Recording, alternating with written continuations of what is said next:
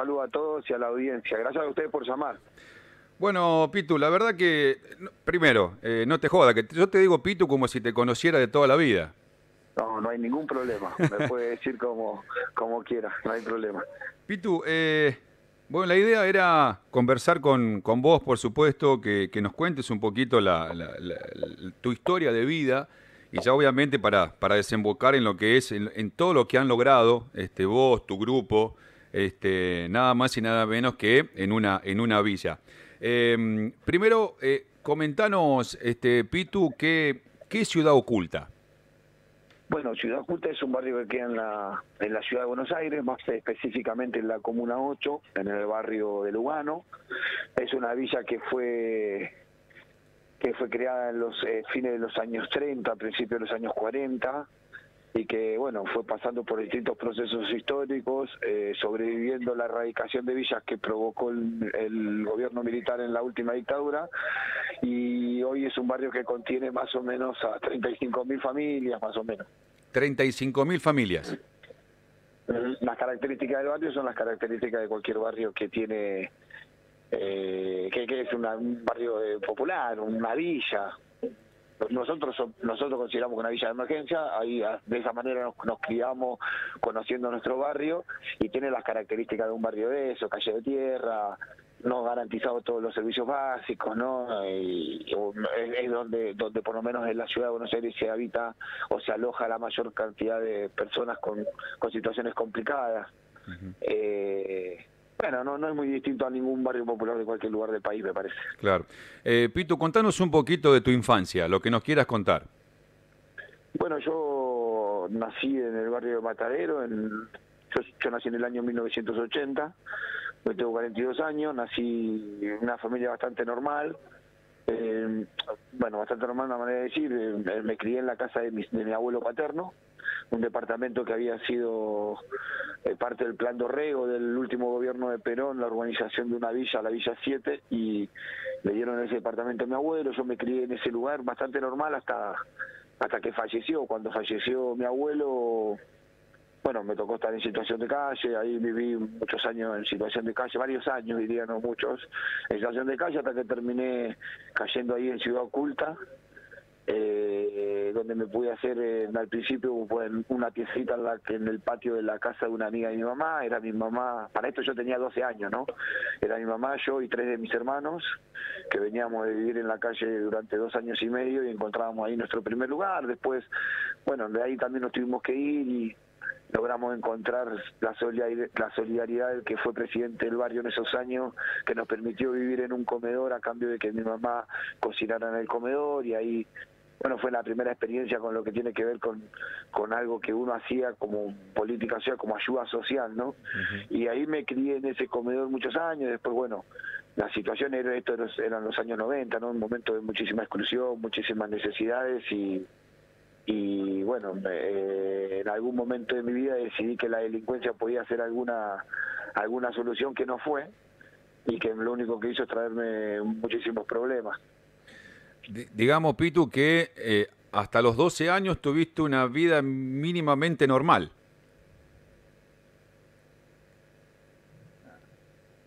Hola, Pitu. Vamos a ver si se cortó. Sí, vamos a ver si podemos retomar la comunicación. Bueno, ahí lo van conociendo.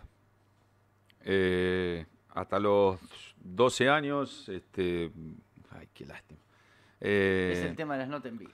Ese es el tema de la nota en vivo. Pero bueno, ahí lo retomamos. Ahí está. A ver si lo tenemos ahí. Pitu, ¿nos escuchás? Sí, ahí te escucho. ¿Se Bien. cortó, no? Sí, ahí está. Te decía, Pitu, entonces... No me escucharon. No, perfecto. O sea que, digamos que hasta los 12 años tuviste una vida dentro o mínimamente normal. Sí, con la única particularidad que mi papá siempre estuvo privado de su libertad. Desde que yo tengo uso de razón, él estaba en una cárcel. Así que después, el resto era una vida bastante normal hasta que llegó la desgracia en la vida mía cuando falleció mi abuelo. Y bueno, la situación de calle, caer en la villa. Caer en la villa es una manera de decir, llegar a la villa, encontrar en la villa inclusive la solidaridad que no encontré en mi propia familia, porque nosotros pudimos hacer la pieza y techar esa pieza con ladrillo reciclado y chapas que nos donaban los vecinos. Bueno, después otra vez situación de calle, encontrar la solidaridad del presidente del barrio que nos permite vivir en el comedor. Ahí teníamos resuelta la comida, pero mis hermanos, por ejemplo, no iban a la escuela por falta de zapatillas, había un montón de otras cosas que no se resolvían con el comedor. En un momento, para esto ya eran años 96, 95, menos quizás 94, 95, y eran momentos donde el neoliberalismo hacía estrago en el país, la desocupación, la falta de oportunidades, se cerraban escuelas públicas, cerraban fábricas todos los días, se privatizaban todas las empresas públicas, el desempleo cabalgaba, no avanzaba. Entonces, en ese momento donde había muy pocas oportunidades, yo pensé que por ahí la delincuencia podía ser una solución, como dije, cosa que no fue, porque lo único que me enseñó ese mundo fue vivir en un mundo de violencia, sufriendo un montón de situaciones, un montón de cosas, viviendo perseguido, hasta que en el año 2001 perdí mi libertad y tuve que pagar una condena que terminé pagando con 8 años de prisión hasta recuperar mi libertad en el año 2008, ¿no? Bueno, por supuesto que ahí pasaron un montón de cosas también. Claro, bueno, justamente eso te quería consultar también. ¿Cómo fueron tus años en la cárcel? Bueno, al principio como la mayoría de los presos, un poco seguía con consumo de drogas, con un montón de cosas que eran negativas, trataba de hacerme mi lugar en un lugar donde también era bastante despiadado, como las cárceles, en donde vos pasás a ser un número, en donde te sentís vejado, tu familia maltratada, alejado de lo que querés, justamente, ¿no? Porque no era yo me merecía estar ahí en algún punto si contemplamos la justicia y las leyes argentinas. En ese lugar, al principio, los primeros años fueron años negativos, luego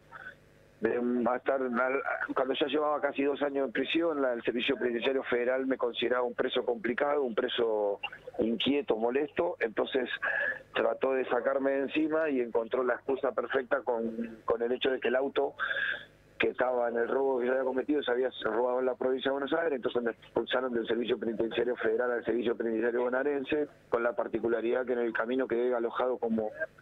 Cuando me expulsa el Servicio Penitenciario Federal no me recibe el Servicio Penitenciario Bonaerense, entonces yo quedo como en un limbo en el departamento de policía, 6 meses en una celda en donde una persona no puede estar más de 8 horas, no me podía bañar, no me podía afeitar, no podía tocar a mi familia porque la tenía que ver atrás de un vidrio, hasta que llegó un momento que, bueno, el día del padre entré en una crisis de nervio y quise romper el vidrio para tocar a mis hijos, eso me llevó a más problemas porque terminé en una celda más chica de la que estaba, castigado. Después, bueno, de tanto molestar, de tanto, como decimos nosotros, hacer quilombo, terminaron logrando que el Servicio Penitenciario Bonaerense me acepte y me llevaron a la unidad número 9 de La Plata.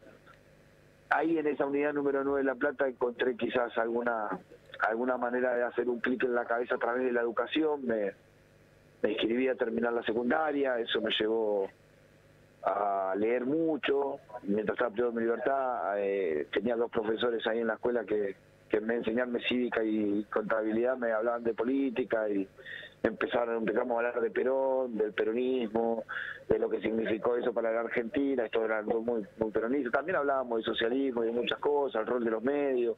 Y bueno, esos 2 profesores me fueron formando políticamente, diría yo, fueron dando conciencia política, me enseñando a admirar los actores, qué intereses defienden, cuál es la complicidad de nuestra sociedad, de qué se trata la política. Y bueno, de a poco me fui enamorando de lo que hoy entiendo yo mi profesión, diría yo, mi oficio, que es la militancia. Por supuesto que tengo un trabajo, yo trabajo en una radio, trabajo en 2 cooperativas, pero después el resto del tiempo soy militante. ¿Puede ser que estando preso pudiste terminar la secundaria? Sí, me recibí en el año 2007, terminé la secundaria, con el mejor promedio de la ciudad de La Plata. La educación para mí significó mucho, me transformó la vida, creo que me hizo un tipo menos violento por cuanto a través de la lectura pude tener palabras para contar lo que me pasa, lo que siento, entonces eso hizo de mí, creo, una mejor persona. Más allá de lo que nos contaste, digo, de lo bueno y lo malo, ¿las cárceles sirven para algo?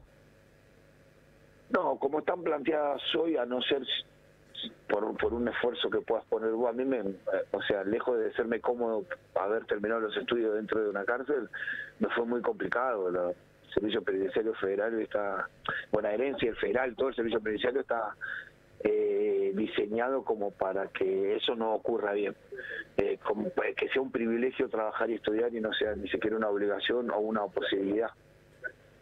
Entonces de eso, agregándole las condiciones en las que se vive ahí, la comida que te da el servicio penitenciario, la corrupción que hay dentro de los servicios penitenciarios en el país, hace que que las cárceles argentinas sean un lugar para perfeccionarse en el delito más que para recuperarse. Hablemos, Pitu, cuando saliste de la cárcel, ¿con qué te encontraste? Y con una sociedad que tiene un grado de hipocresía muy grande, con la indiferencia de la mayoría de la sociedad, con la falta de oportunidades. Me encontré con lo complicado que es para una persona con antecedentes penales en la Argentina conseguir un empleo. Me encontré con discriminación, con un montón de situaciones que no esperaba encontrarme. Pensé que iba a ser más fácil, pero estuve 8 meses buscando laburo, cosa que no pude conseguir solamente por el hecho de tener una dirección con manzana y casa, y no altura y calle, o por tener antecedentes penales. Claro, manzana y casa significa que vivís en una villa. Claro, vos por ahí tenés una dirección que dice, yo qué sé, calle Ursuaga al 1622, primer piso D. Mi dirección es Manzana 23, Casa 36, claro. Villa 15, Ciudad Oculta, Comuna 8. Entonces eso ya da una particularidad, que vivo en un barrio de emergencia, que vivo en una villa, y por lo cual me pone en otra situación o en otras condiciones con aquellos que tienen una dirección un poco más normal, diría yo. Claro. Como dirían ellos. Claro. ¿Cuál fue en este caso, más allá de lo que te costó conseguir laburo, cuál fue el primer laburo que tuviste, Pitu? Y yo la primera vez que me dieron trabajo, eso fue la Fundación de Madre de Plaza de Mayo, dentro del programa Sueños Compartidos, que construía viviendas populares o sociales en los barrios, en villas de emergencia. Y ahí fue mi primera experiencia con un trabajo normal, o sea, con un trabajo en blanco, con un trabajo honrado, y la verdad que fue una experiencia para mí transformador. Pude por primera vez conocer lo que es tener un recibo de sueldo, una tarjeta, cobrar un sueldo todos los meses, poder programar eso a través de tu sueldo. Fue una experiencia que para mí consolidó mi voluntad de recuperarme y de salir de ese mundo de delincuencia y violencia del que venía. Pitu, ¿cómo andas? Buen día, Sebastián te saluda. Buen día, Sebastián. Bien, ¿cómo está formada tu familia? Porque recién decías vos que en un momento, en un día del padre, es como que te atacó un ataque de furia dentro de la cárcel. Digo, ¿cómo está formada tu familia? Yo hoy está conformado, tengo 3 hijos, tengo Héctor que tiene 24, va a cumplir 25 años, nació cuando yo tenía 16 años y mi esposa tenía 15, tengo a Iván que tiene 22 años, y a Kiara, que es una princesita de 12 años, cumplió anteayer. Después tengo un nieto que es el hijo de mi hijo mayor, mi esposa se llama Débora. Después tengo 6 hermanos. Yo vengo de un matrimonio que era mi papá y mi mamá, que fuimos 6 hermanos. Bien. Un montón de sobrinos, como sabrán. La mayoría vivimos en el barrio, ahí en Ciudad Oculta.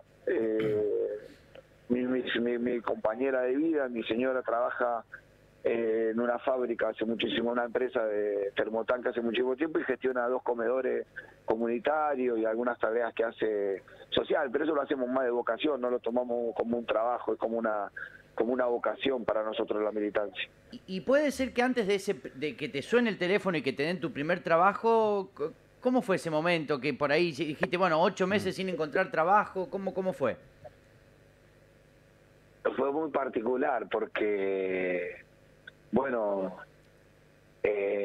venía buscando trabajo hace mucho tiempo, me gastaba la plata que mi señora me dejaba. Mi señora trabajaba en ese tiempo en casa de familia, de limpieza, y bueno, me dejaba guita para que yo pudiera viajar y comprar el diario, comer algo, y bueno, durante 8 meses me fui gastando esa plata y sistemáticamente me decían que no, que no podía conseguir empleo. Hasta que un día fui al shopping de Pineto, que creo que era ahí, había un aviso de limpieza y bueno, ahí me atendieron, yo me presenté, me dijeron es para limpieza de baño, y dije no hay ningún problema, pero después cuando vieron la dirección que tenía y que tenía antecedentes penales me dijeron que no, que la empresa tenía como política no tomar personas con antecedentes penales, por lo cual yo entré en una crisis de odio, de bronca y salí de ese lugar con la idea de volver a robar, la verdad. Me compré una coca, me acuerdo, de vidrio, la rompí, me guardé el pico para ver si me robaba un auto en el camino y me iba para el barrio a ver qué podía hacer y bueno, en el camino a cometer eso me recibí un llamado de una persona amiga que trabajaba en la fundación que me preguntó si quería trabajar y bueno, le dije que sí y automáticamente reaccioné, tiré el pico de botella y me presenté a donde me dijeron el otro día y sin ningún problema, a diferencia de un montón de lugares donde me hicieron 10.000 preguntas y me dieron trabajo antes de hacerme preguntas. Pitu, conseguiste tu primer laburo. ¿Cuándo empezó a picarte el bichito de la militancia, el de decir, che, acá se pueden hacer cosas, no porque estemos en una villa o en un asentamiento, los pibes no pueden tener oportunidades, los pibes no pueden laburar, etcétera, etcétera? ¿Hubo algún momento clave?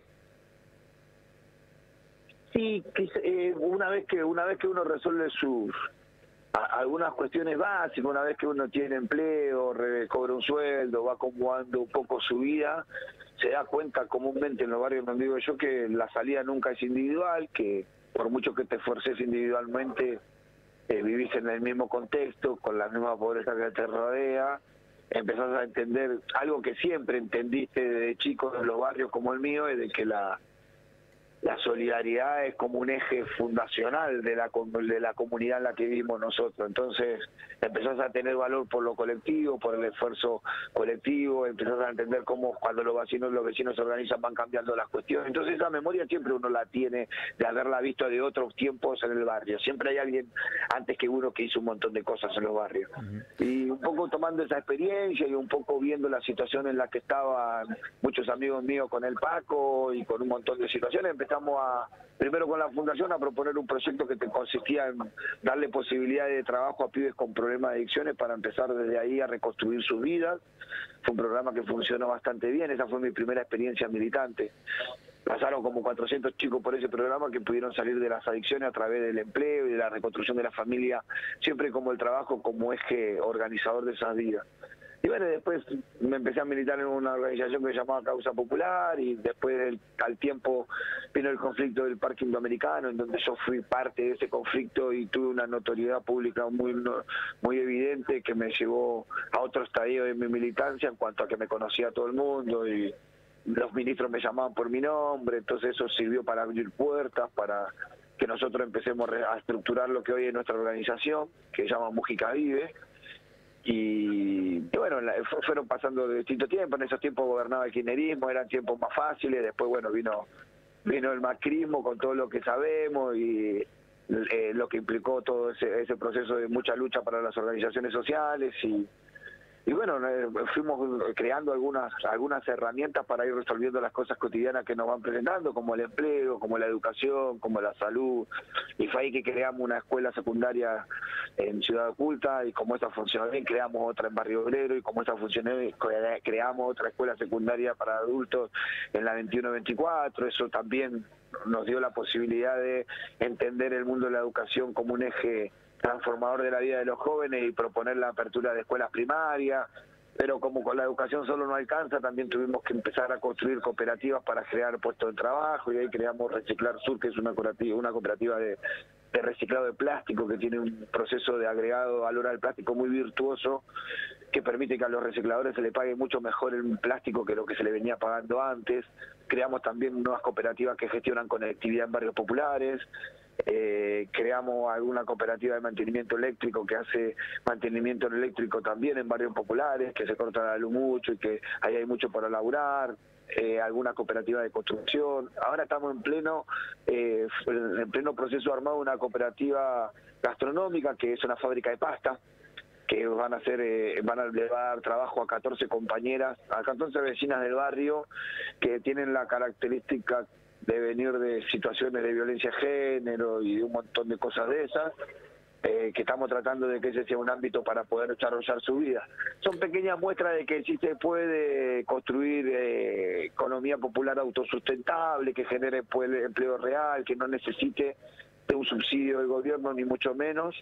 En nuestra tarea, nuestro trabajo es también mostrar que se puede, que es la intención también de las organizaciones sociales de que convertir los famosos planes en empleo y darle más derecho a los trabajos que hacen estas personas que cobran eso, y en eso estamos, ¿no? Ya te voy a consultar, ya te vamos a consultar sobre ese tema específicamente, Pito, pero quería hacer un paréntesis por el tema de las drogas que dijiste, de los proyectos que tuviste que presentar, de todos los pibes que estuvieron ayudando. Yo estoy llegando a una reunión. Bien.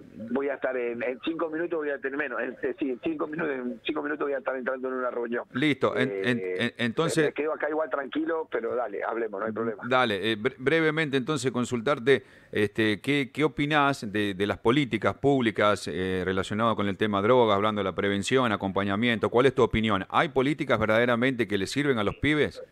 No, me parece que el Cedronar necesita reestructurarse, me parece que necesita de mayores recursos, conseguir una cama para internar a un pibe cuando tiene voluntad de hacerlo es muy difícil. Las adicciones que son complejas de tratar también, porque son una problemática muy compleja que es multicausal, diría yo. Uno carga las adicciones, todos sus fracasos, todas sus derrotas, su miseria, sus incapacidades, sus miedos, de eso se alimentan las adicciones. Entonces, tratar a una persona con adicciones implica un montón de cosas, no solamente el tratamiento médico de su adicción para que él vaya saliendo de ahí, sino la reconstrucción psicológica muchas veces de estas personas, la reconstrucción de su propio ámbito de familia, la reinserción laboral, el arte como inquietud, la expansión, el esparcimiento, el deporte. Hay un montón de cosas que necesita una persona, un joven que está pasando hoy por un momento como este, ¿no? Y me parece que claramente el Estado no está preparado ni está cerca de hacerlo.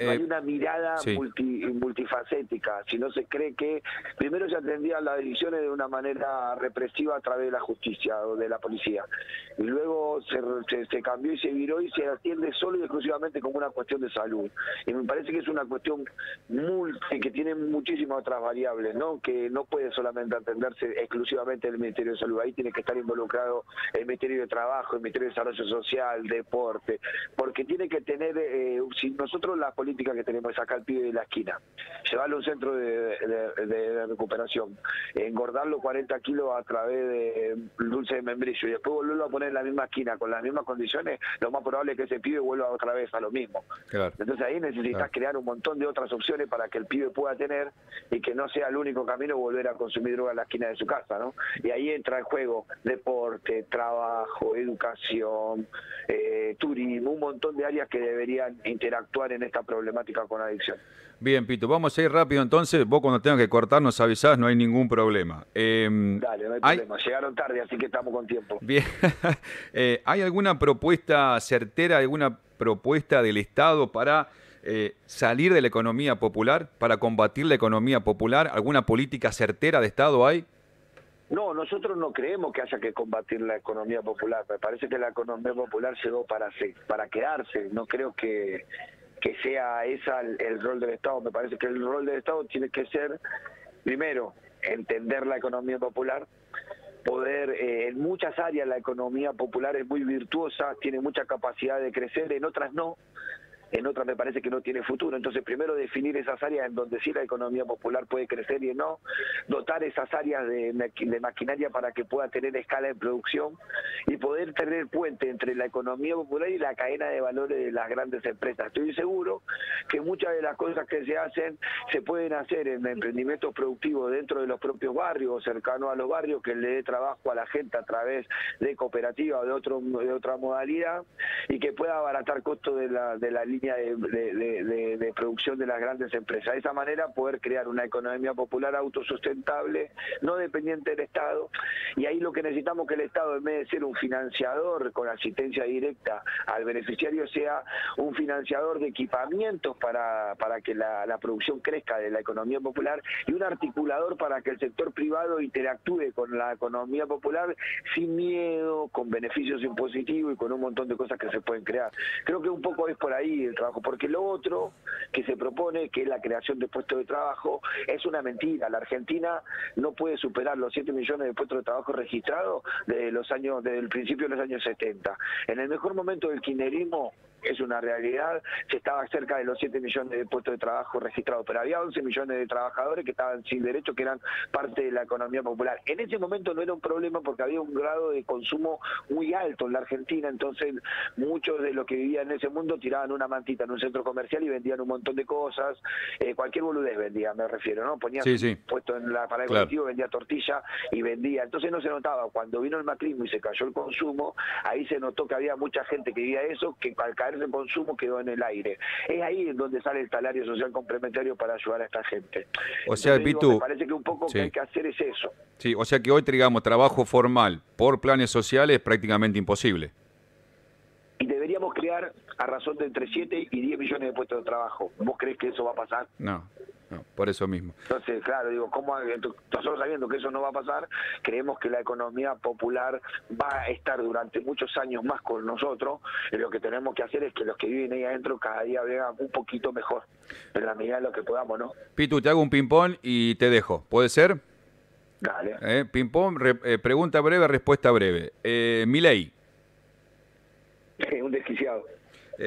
Menem. El peor presidente de la historia de la Argentina. Junto con De la Rúa, ¿no? Cristina. Una gran mujer que nos supo dar el recuerdo de una buena vida. Una gran presidenta. Macri. Un fracaso rotundo. Milagro Sala. Perseguida política, presa política. Y Alberto Fernández. Un presidente que le tocó bailar con la más fe, que tenemos que ayudar entre todos. Pitu, gracias por tu tiempo, es un placer y ojalá podamos volver a conversar algún día. Dale, gracias. Un abrazo, hasta luego. Bueno. Y lamentablemente nos quedamos sin